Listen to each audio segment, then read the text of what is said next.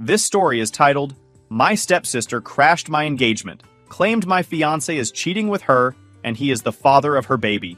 Hey guys, I honestly never thought I'd be writing something like this, but my life has gone completely off the rails, and I need to get this all out. I guess I'll start from the beginning because you need to understand the background before I dive into what happened at my engagement party. So, I'm 27 female, and I've been with my fiancé, 30 male, for 4 years now. Let's call him Alex. We met through mutual friends, and honestly, it was one of those rare situations where everything just clicked. Alex is kind, hardworking, and the kind of guy who remembers little details about people. He's always been my rock, and I truly thought he's a total win. We've been planning our wedding for months now, and this engagement party was supposed to be a celebration of all the love and effort we've put into building our life together. Enter Kara. She's my 32-year-old stepsister, and if I had to sum up our relationship in one word, it'd probably be tense. We're not close and never have been. Kara and I grew up in the same house after my mom married her dad when I was 10. Kara was already a teenager then, and she made it clear from day one that she wasn't interested in having a little stepsister. Over the years, she developed this habit of blaming me for everything that went wrong in her life. If she failed a test, somehow it was my fault. If her boyfriend dumped her, she'd accuse me of flirting with him, even though I had zero interest. It's like she always needed someone to point the finger at, and that person was usually me. As we got older, things didn't improve. Kara got married to a guy named Matt in her late 20s, and for a while it seemed like she was settling down. But then her marriage fell apart, and true to form, she blamed me for it. Her logic?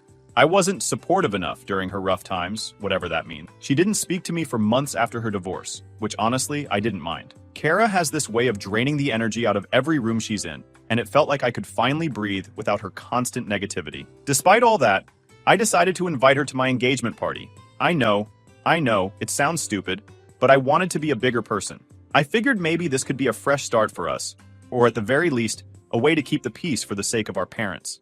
When I sent her the invite, Kara gave me some vague excuse about having other plans and said she wouldn't be able to make it. Honestly, I wasn't surprised. I felt relieved, thinking the event would go smoothly without her drama. The party itself was everything I'd hoped for, at least at the start. Friends, family, and even some of Alex's co-workers were there to celebrate with us.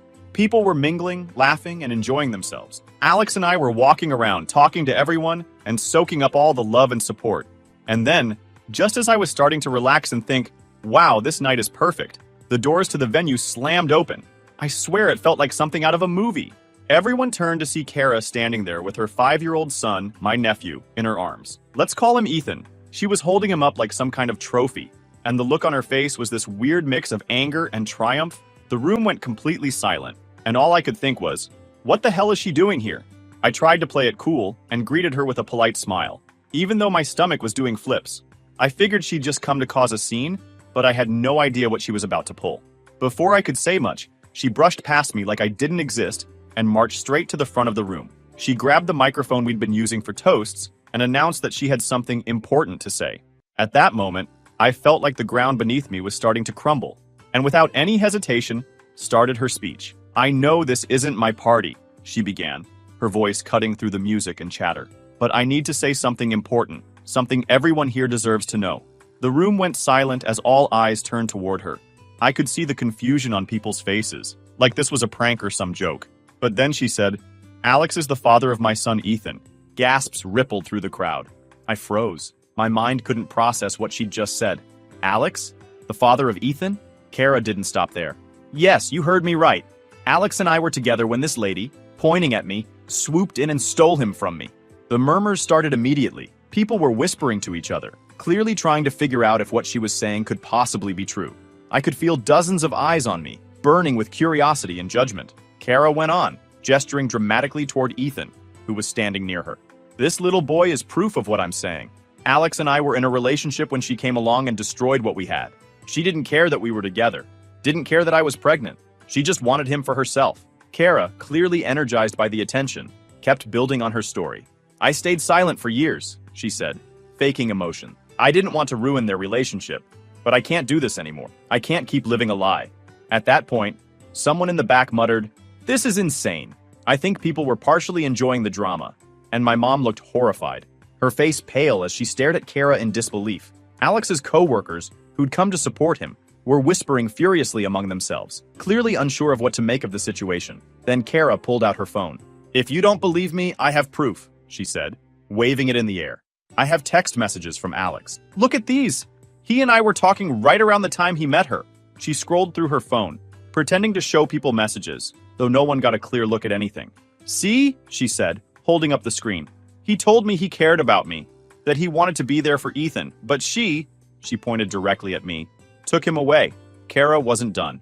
She reached into her purse and pulled out a folded piece of paper. "And if that's not enough," she said, holding it up like a trophy, "I have this, a paternity test that proves Alex is Ethan's father." The room collectively held its breath. My cousin leaned over to his wife and whispered something.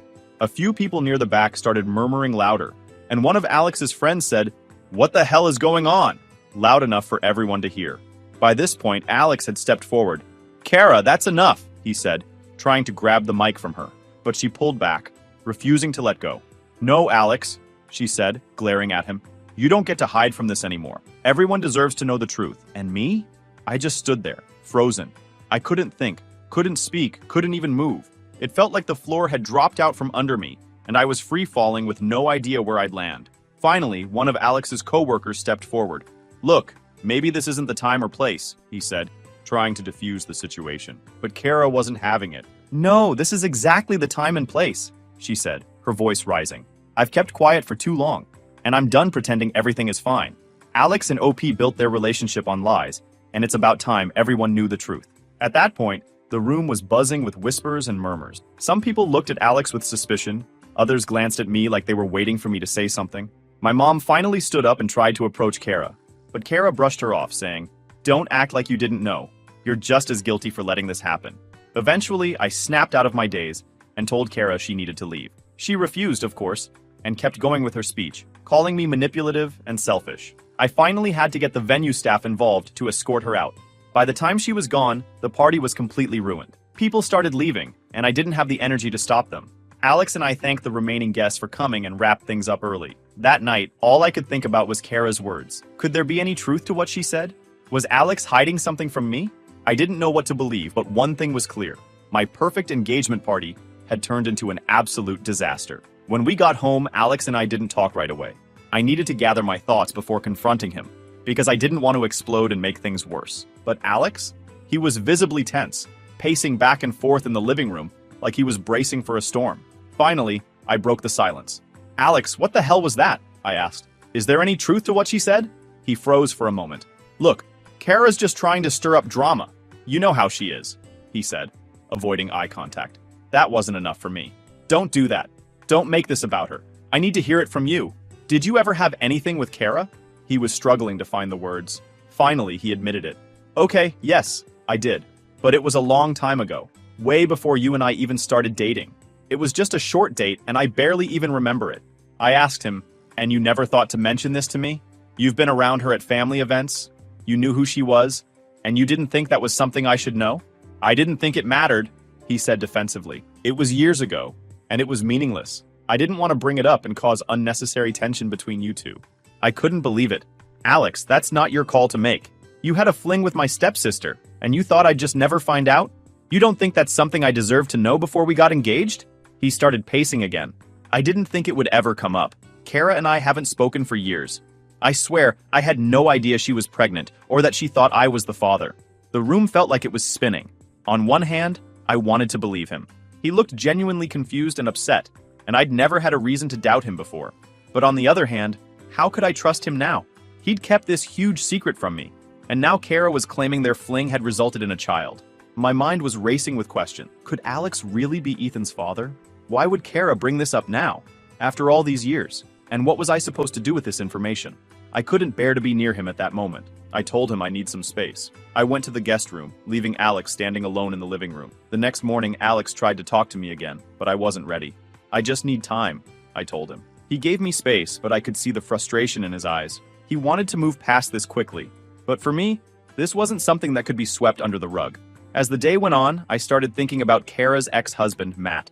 He and Kara had been married around the time Ethan was born, and everyone assumed he was Ethan's father. But if Alex had slept with Kara before Ethan was born, then there was a chance Kara was telling the truth, or at least part of it. I decided to reach out to Matt to see if he knew anything. Now, reaching out to Matt was awkward, to say the least. We weren't close, and I wasn't even sure how he felt about me after everything that had gone down between him and Kara. But I figured I had nothing to lose, so I found his number and gave him a call. "Hey, Matt, it's Kara's stepsister?" I said. "I know this is out of nowhere, but I need to talk to you about something important." "Yeah, I remember you. What's going on? Is everything okay?" "Well, not exactly," I admitted. "It's about Ethan.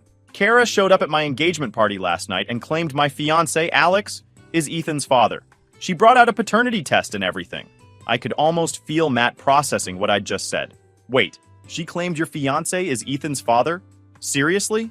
"Yeah," I replied. "She made this huge scene in front of everyone. Alex swears it's not true, but I don't know what to believe anymore. I figured if anyone could shed some light on this, it'd be you." Matt let out a bitter laugh. "Wow, I don't even know what to say. Honestly, I've had my doubts about being Ethan's dad for a long time. But every time I brought it up to Kara, she'd shut me down, call me paranoid, and say I was just looking for an excuse to bail on my responsibilities. After a while, I stopped pushing because, well, what was the point?" His words hit me like a ton of bricks. "So, you've never done a paternity test?" I asked. "No," he admitted.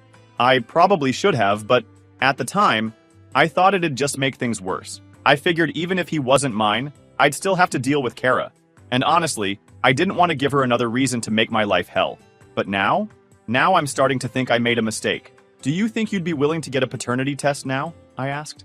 "I know it's a lot to ask, but I think it's the only way to figure out what's really going on." Matt didn't hesitate. "You know what? Yeah, I'm done living in the dark. If Ethan's not mine, I want to know.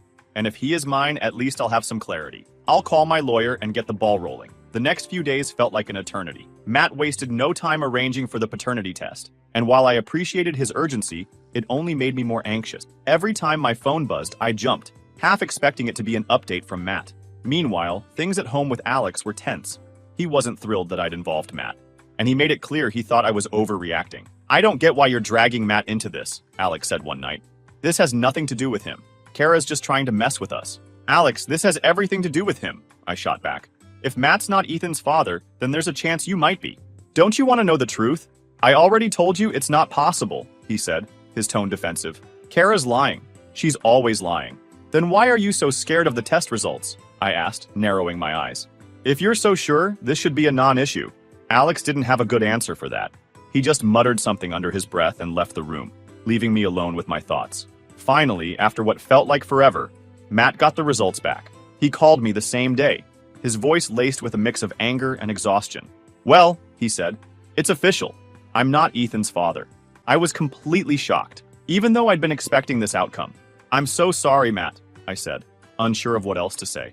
"Don't be," he replied.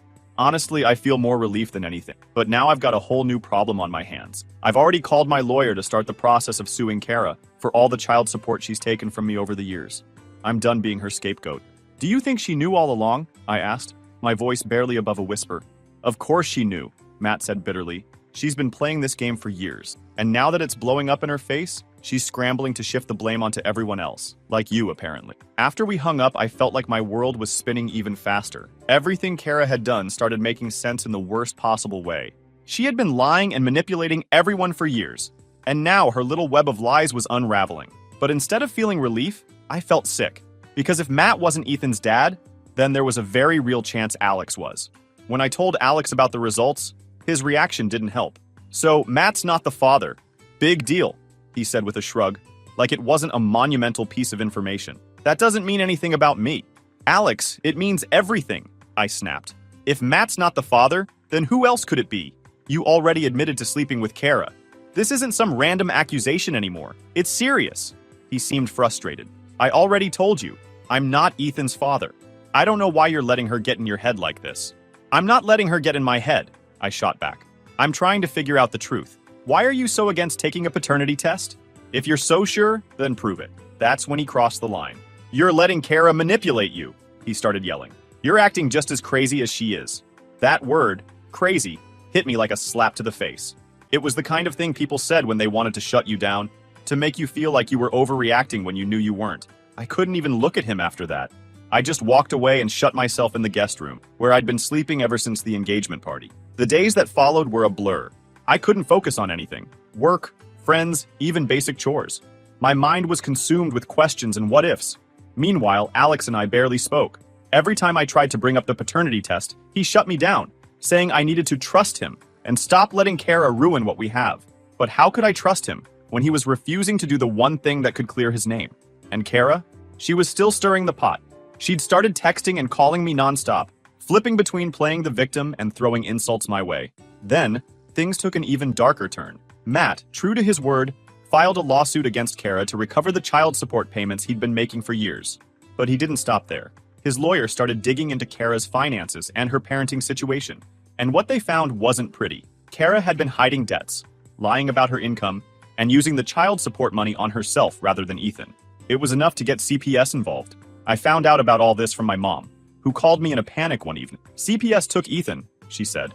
They said Kara's unfit to care for him right now. Your stepdad and I are trying to get temporary custody, but it's a mess. Hearing that broke my heart. As much as I despised Kara, Ethan was an innocent child caught in the middle of all this chaos. He didn't deserve to be dragged into his mom's lies and poor decisions. Is he okay? I asked, trying to keep my voice steady. He's scared, but he's with us now, my mom said. We're doing everything we can to make him feel safe. I felt a wave of relief knowing Ethan was with my mom and stepdad, but the situation only made everything feel more overwhelming. Not only was my relationship with Alex hanging by a thread, but now there was a little boy whose entire world had been turned upside down because of Kara's actions. Finally, after days of back and forth arguments, Alex agreed to take a paternity test. But he didn't do it willingly. He only caved after I told him I couldn't move forward with our relationship unless he did. Fine, he said, throwing his hands up in frustration. If it'll make you happy, I'll do the damn test. But I'm telling you, this is a waste of time. The way he said it made me feel small, like I was being unreasonable for wanting answers. But I didn't let it stop me. We made the appointment, and I went with him to the clinic, even though he clearly didn't want me there. The whole process was quick, but the tension between us was unbearable. He barely looked at me the entire time. Waiting for the results was pure agony. I felt like my entire future hinged on a single piece of paper, and the uncertainty was eating me alive. I couldn't sleep, couldn't eat, couldn't think about anything else. Alex, on the other hand, acted like everything was fine. He went about his day as if nothing had happened, which only made me more frustrated. How could he be so calm when everything was falling apart? Meanwhile, Kara was falling apart in her own way. Losing custody of Ethan seemed to be her breaking point. She started lashing out at everyone. Me, Matt, even my mom.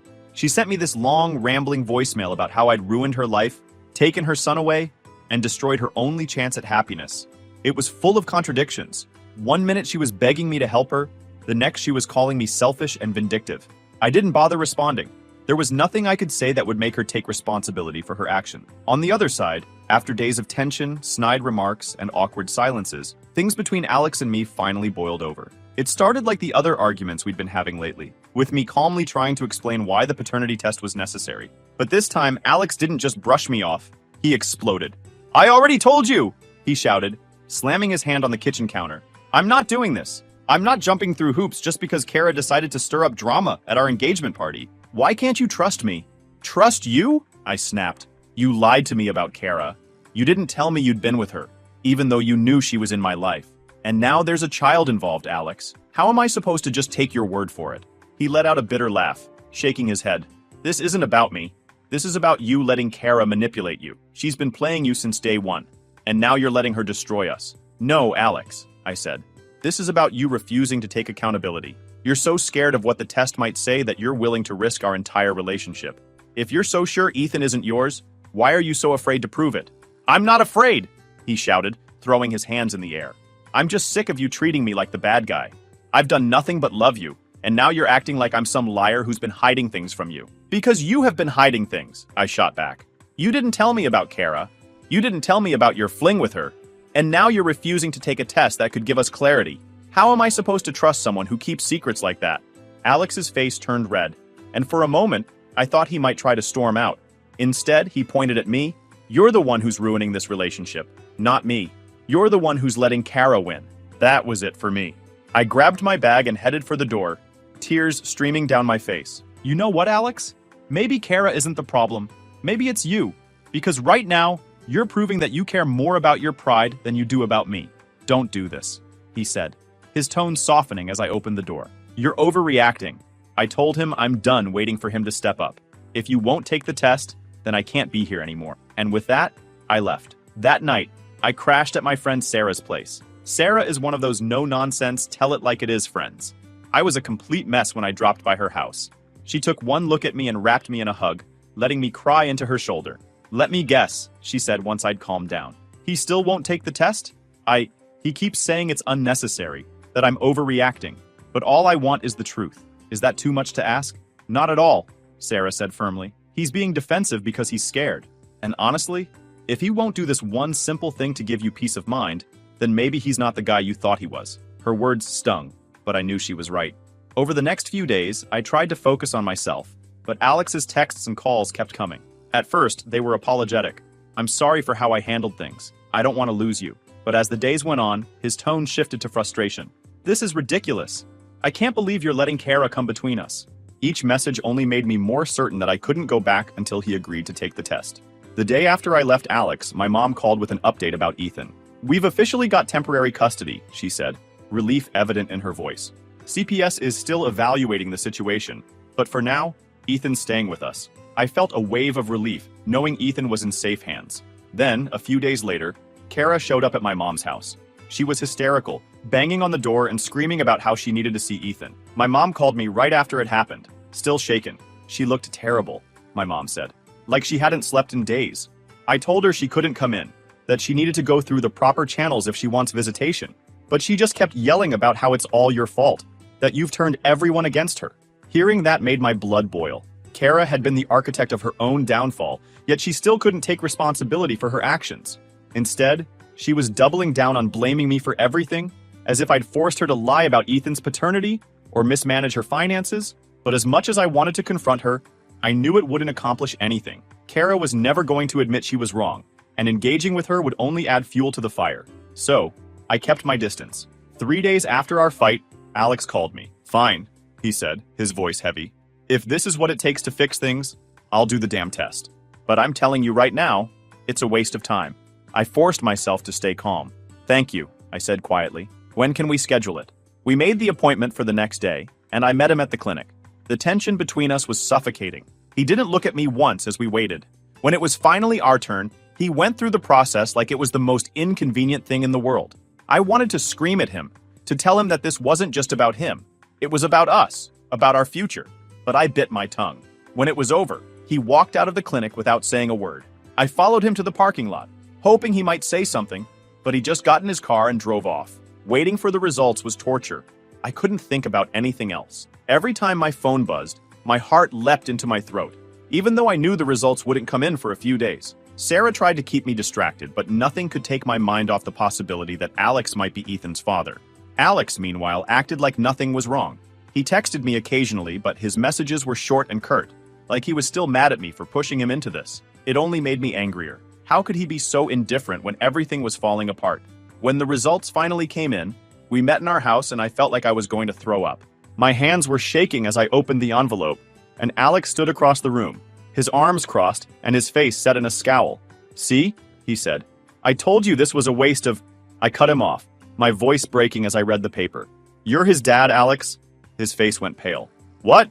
That can't be right," he stammered, snatching the paper from my hands. But there it was, in black and white.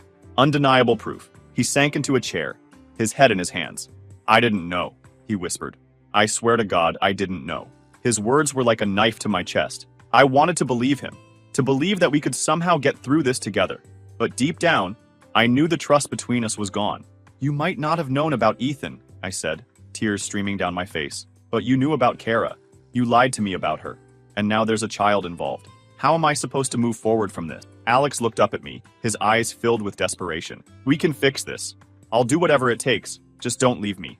But I couldn't. The trust was gone, and I knew it wasn't coming back. Without another word, I grabbed my bag and walked out the door, leaving Alex behind to face the reality he'd fought so hard to avoid. After all this, Kara's situation kept getting worse. Matt's lawsuit was moving forward, and from what I heard, his lawyer was relentless. Not only was Matt seeking to recover the child support he'd paid over the years, but he was also pushing for damages related to emotional distress. Kara's financial troubles were mounting, and with CPS still involved, She had little hope of regaining custody of Ethan anytime soon. I'd be lying if I said I didn't feel a little satisfaction watching Kara's lies catch up to her. For years, she'd blame me for everything wrong in her life, painting herself as the victim while tearing me down in the process. But now, she couldn't escape the consequences of her actions. And while I felt sorry for Ethan, I couldn't bring myself to feel the same for her. As the days turned into weeks, I started to come to terms with the fact that my life would never go back to the way it was before. The engagement party, Kara's accusations, the paternity test. These weren't things I could just forget or sweep under the rug. They had fundamentally changed my relationship with Alex, my family, and even myself. In the months that followed, I moved out of the apartment I'd shared with Alex and found a small place of my own. It wasn't much, but it was mine, a fresh start. Sarah was a constant support system, reminding me that I deserved better and helping me stay focused on my goals. I started going to therapy, which was a game changer. For the first time in years, I felt like I was truly processing everything I'd been through, from my rocky relationship with Kara to the heartbreak of losing Alex. Looking back, I realized that walking away from Alex wasn't just about the lies or the mistrust. It was about choosing myself, my happiness, my peace of mind, over a relationship that had become toxic. It was about breaking free from the drama and chaos that had consumed my life for so long. I haven't heard anything about Alex since our last fight. Kara, on the other hand, was still fighting an uphill battle. She'd burned so many bridges that even her closest allies had turned their backs on her. I didn't take any pleasure in her suffering, but I also didn't feel obligated to help her. For once, I was prioritizing myself, and it felt good. Now, months later, I'm in a much better place. I've started dating again, though I'm taking things slow this time. I finally feel like I'm living for myself instead of trying to please everyone else. The scars from everything that happened are still there, but they're healing. To anyone reading this who's going through something similar, all I can say is this: trust your gut. If something feels off, don't ignore it, and never be afraid to choose yourself, even if it means walking away from someone you love. Sometimes the hardest decisions are the ones that lead to the most growth. Thanks for reading, everyone. It's been a long, painful journey, but I'm finally starting to see the light at the end of the tunnel.